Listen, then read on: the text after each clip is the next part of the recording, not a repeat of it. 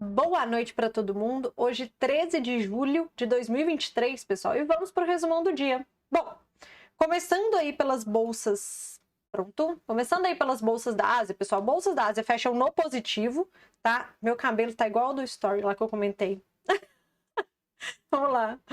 Começando pelas bolsas da Ásia, pessoal. Bolsas da Ásia no positivo, refletindo a positividade de ontem do mundo inteiro, proveniente do CPI, inflação dos Estados Unidos, que saiu ontem e veio abaixo do esperado. Destaque aí que eu comentei com vocês ontem para a inflação núcleo de serviços, que surpreendeu vindo abaixo, e principalmente inflação de moradia, que também veio o melhor valor de algum mês do início do ano passado, quando os juros nos Estados Unidos em alta estavam ainda. Ok? Então, essa positividade, ela reflete nas bolsas da Ásia. Isso, pessoal, mesmo com dados de importação e exportação em balança comercial que saiu na China, que veio muito ruim. De novo, veio abaixo do esperado, tá? Deixa eu ver se eu tô com os dados aqui, tô. Dados de exportação veio menos 12%, sendo que era esperado menos 9% e o anterior foi menos 7%. Então, foi bem ruim.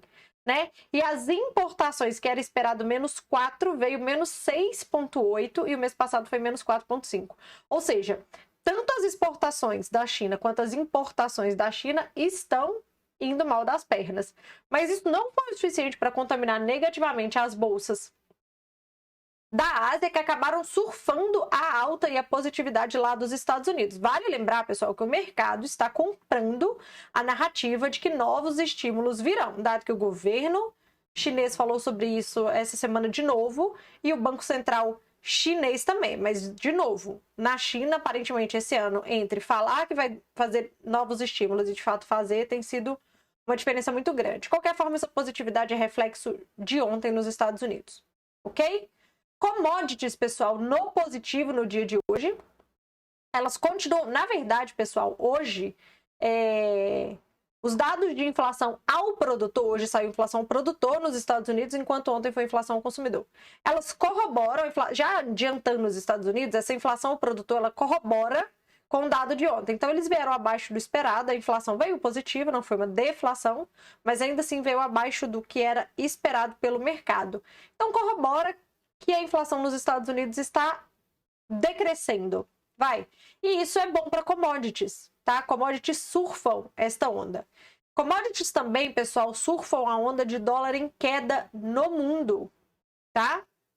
A gente vai falar já principalmente do DX, mas o dólar, como vocês podem ver aqui, de um modo geral, essa coluna inteira é dólar, e isso aqui é o DX. Eu expliquei isso para vocês ontem. O DX é a composição do dólar versus as principais moedas mundiais. Então, tem euro, tem a moeda do Japão, Reino Unido, Canadá, Suécia, Suíça, tá? Então, movimentações grandes do DX significam movimentações grandes no mundo, tá? E o dólar em queda é favorável para commodities também. Então, minério de ferro no positivo, petróleo no positivo. Só um parênteses aqui em relação ao petróleo, pessoal, que é o seguinte.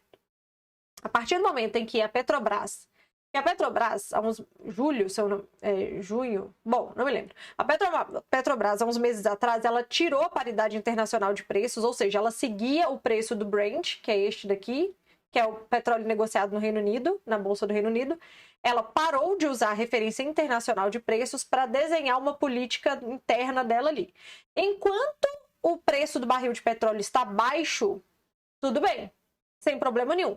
A partir do momento, pessoal, que o preço do barril de petróleo subir demais, a Petrobras não vai repassar, provavelmente não vai repassar este custo ao consumidor, o que é bom para a inflação, por um lado.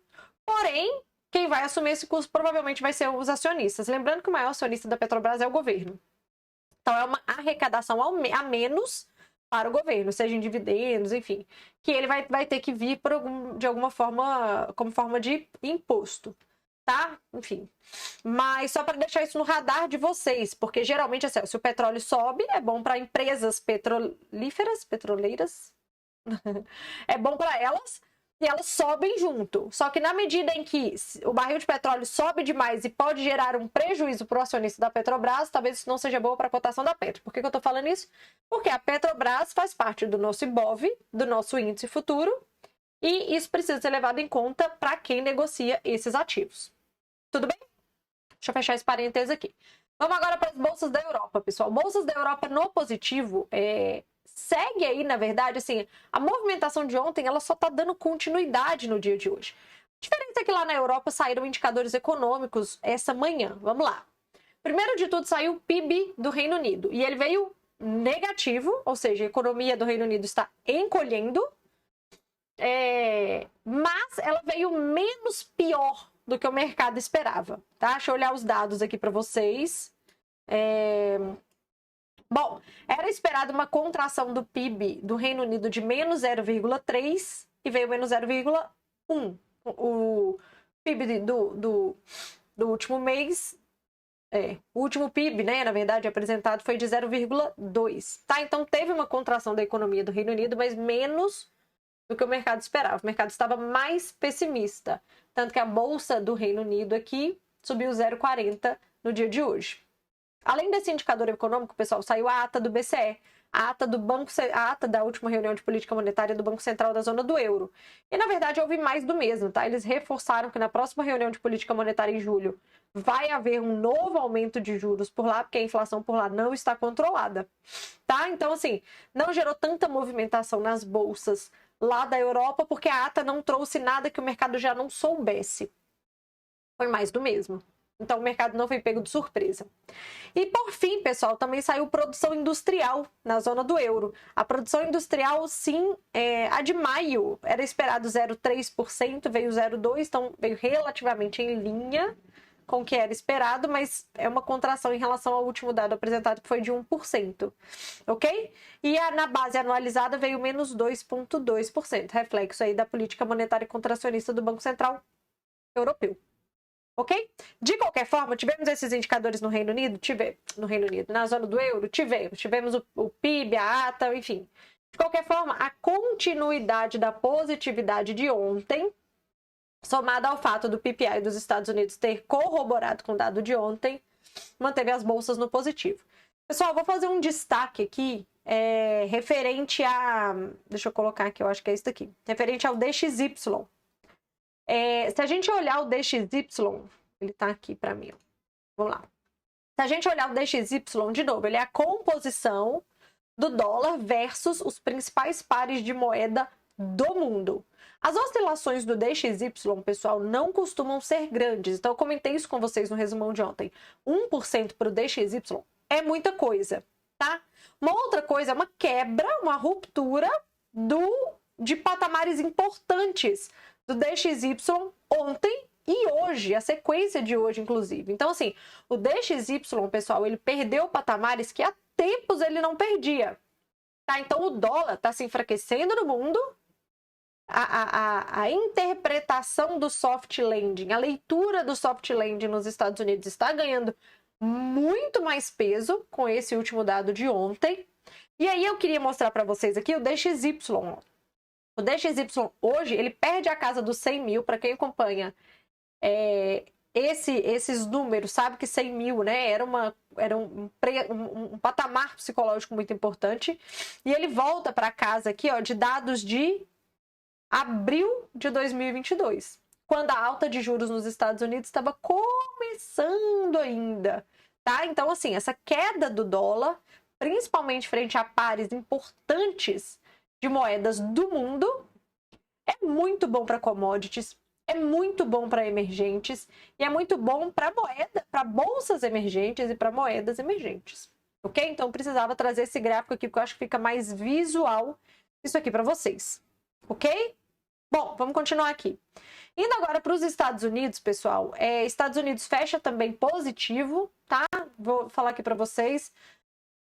O S&P fecha com 0,85 de alta, Russell 2000 fecha com 0,97, a Nasdaq com 1,58 e Dow Jones com 0,14. Ele subiu até mais, mas depois acabou devolvendo ao longo do dia, vai.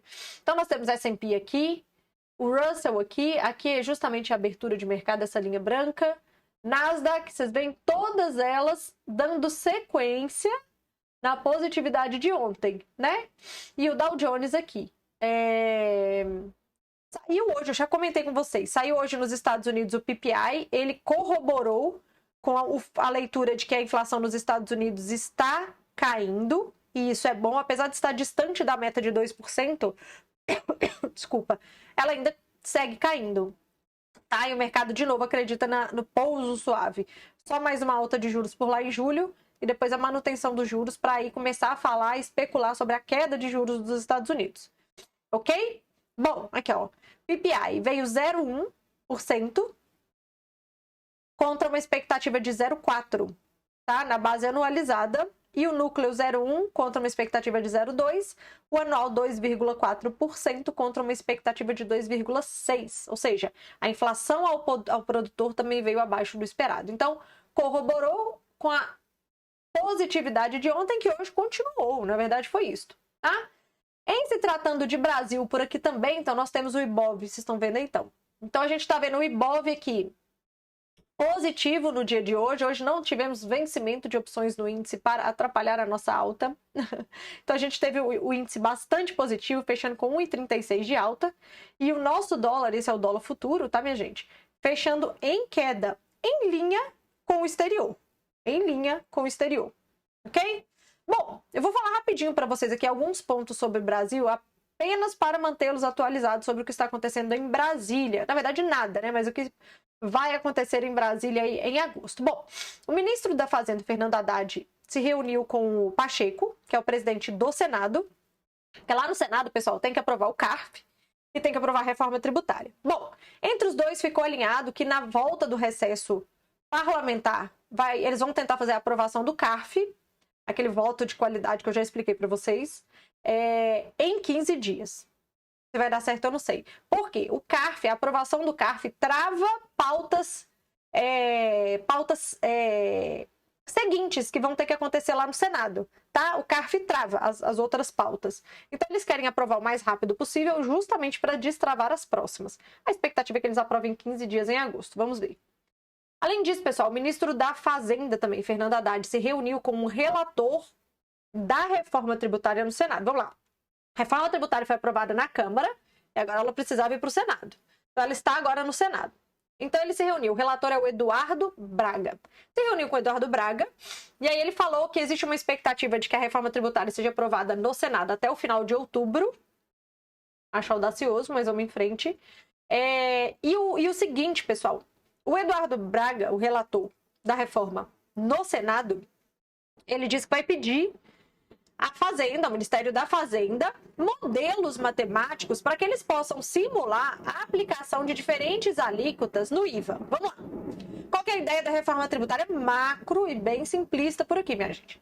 A ideia é que os impostos virem um imposto, que é o IVA, e esse imposto, o IVA, ele seja dividido em dois.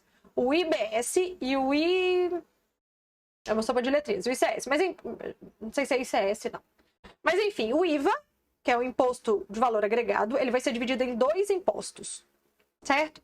Um vai condensar impostos federais e o outro vai consolidar impostos municipais e estaduais, para que seja mais simples de entender os impostos no Brasil. Até aí legal. O problema não, né? Mas o ponto aqui é que inclusive gera especulação de todos os cantos. É que assim, beleza, entendemos a estruturação dos impostos, né? Essa questão de divisão, da aglomeração, entendemos.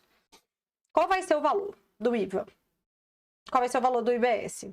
Quais serão essas alíquotas? Quais serão esses valores? Isso não foi definido no texto que foi aprovado pela Câmara.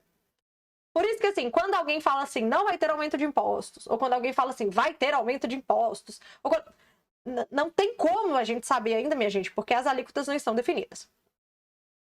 E isso ficou para ser definido, assim como outras coisas, via lei complementar, tá? Então, contextualizei aqui para vocês. Então, o Eduardo Braga, ele falou, velho, olha, eu preciso que o Ministério da Fazenda entregue pra gente modelos matemáticos em que a gente possa simular. Se a alíquota for de tanto, vai ter aumento de imposto? Não vai? Se a alíquota for de X, e um pouquinho mais, e um pouquinho menos, como é que fica a arrecadação do governo? Eles querem modelos matemáticos para estudar a proposta, tá? Achei pertinente. Ele também comentou que pretende colocar no texto aí uma taxa, uma trava constitucional para que não haja aumento de carga tributária. Então, assim, eles vão pegar uns modelos matemáticos, fazer umas simulações e falar, olha, acima desta alíquota aqui é aumento de carga tributária para o país. Daqui para baixo, não. E aí você põe uma trava constitucional e olha, não pode ser acima disso daqui as alíquotas desses novos impostos. Então, assim, foi isso que ele falou. Vamos ver se isso vai acontecer. Ok? Então, isso está nesse pé. A expectativa é que seja aprovado até o final de outubro, na volta do recesso parlamentar. Lembrando que na volta também houve modificações no projeto do arcabouço fiscal no Senado, que agora foi para a Câmara. Isso também precisa dar andamento, tá? E por fim, um último tema aqui também para deixar vocês alinhados. Acho que foi ontem, no discurso do presidente Lula. Ele disse que ele pretende trazer uma linha de crédito ou benefícios aí para a venda de eletrodomésticos da linha branca. Não é isso? Vou confirmar aqui para vocês. É exatamente isso. Bom, isso pegou os ministros de surpresa. A Simone Tebet, que é a ministra do Planejamento, ela informou que não está tendo nenhum estudo sobre isso, porque o que acontece, pessoal? Se o governo faz esses descontos, né, esses estímulos aí, né, e reduz o valor, por exemplo, dos eletrodomésticos da linha branca, as pessoas vão passar a consumir mais, mas o governo deixa de arrecadar alguma coisa por isso, certo? A depender se o estímulo vai ser um sucesso ou não, tá? E isso precisa ser estudado, porque, de novo, enquanto Fernando Haddad e a Simone Tebet estão tentando arrecadar dinheiro de tudo enquanto é canto para conseguir cobrir um governo que é mais estadista, ou seja, que gasta mais, dar concessões, descontos, benefícios, tira alguma coisa desta arrecadação. Isso precisa, obviamente, ser calculado, e na medida em que é calculado, você contrabalanceia de algum outro lado. Você dá um desconto daqui, mas você aumenta alguma coisa ali e a arrecadação se mantém a mesma. Então, enfim, está acontecendo isso agora. Que o governo vai precisar estudar qual é o impacto disso daí, se isso de fato vai para frente, obviamente, e qual que é o impacto disso na arrecadação do governo, porque isso pode ser um problema fiscal. E se é problema fiscal, tem impacto na bolsa, por isso que eu tô comentando isso aqui com vocês. Certo? Bom, no mais é isso, só queria deixar vocês antenados, apesar disso não ter feito preço na bolsa hoje, a gente seguiu movimentações mundiais, tanto o nosso índice quanto o nosso dólar.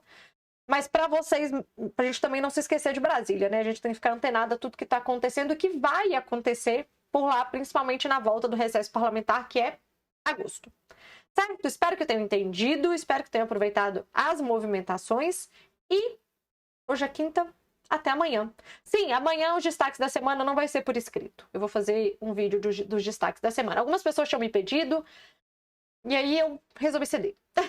Então amanhã vai ter vídeo dos destaques da semana, espero que vocês gostem também. E se vocês gostarem do conteúdo, pessoal, tem que dar joinha. É assim que funciona aqui nessas redes sociais. Aí dá um joinha aí se vocês estão gostando do conteúdo. Beijo!